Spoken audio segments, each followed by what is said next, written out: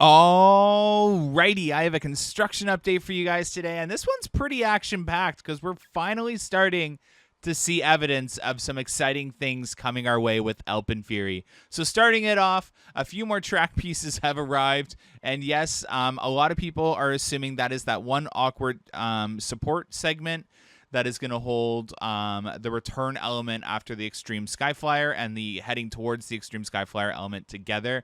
I'm not quite sure. I'm trying to figure out if it's the top of the tallest support column and exiting the mountain, or if it is that awkward support column. So I'm just trying to figure out that. You're going to about to see a whole day's worth of work on the construction site right now. So this is the station area, and they're starting to clear it out and fill it up with gravel. You can see orange markings where the station supports are going to go, like the main caissons for the building. So that's exciting. Here's that exit tunnel. I'm flying from another spot now. Again, if you remember my original Tundra Twister spot, I'm flying from over there and my original spot for AlpenFury. So I forgot how when we were stalking the tunnels being built. But this is now providing the better angle, so I'll mostly be flying from over here. But yeah, so definitely exciting. They are just finishing off a last few footings now. So all the caissons for AlpenFury are done.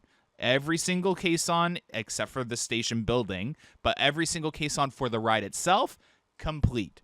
They just have a few that they need to pour to turn it from caisson to footing. So you have about 2 or 3 right there, right before the brake run. You have a couple right here pulling out of the first like inverted top hat / top hat with inversions. And then you have a couple just right by the employee building right there where they eat their little their lunch. But yes, so almost done. They are starting to dig out Tunnel 3 again, or the north tunnel of the mountain. So they're digging that out to enter, and they're pouring all this gravel into the station area, which will then obviously house a crane to do vertical construction. So you'll see that actually a little later on in the day in this video. So here is that further on day in the video. You can see that they've leveled out the playing field or the construction site with this gravel. This is to house a crane that'll do some vertical construction. And yeah, it's definitely looking a lot more clean now. So that's really exciting. I'm so excited to see this in person, especially if Tunnel 3 is open view.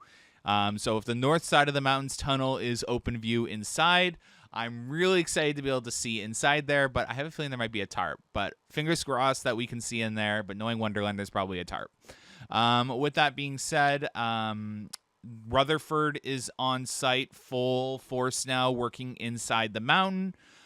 They've been digging up a lot of the inside of the mountain. I've been seeing a lot of dump trucks leaving with full mounds of dirt in bigger sized dump trucks.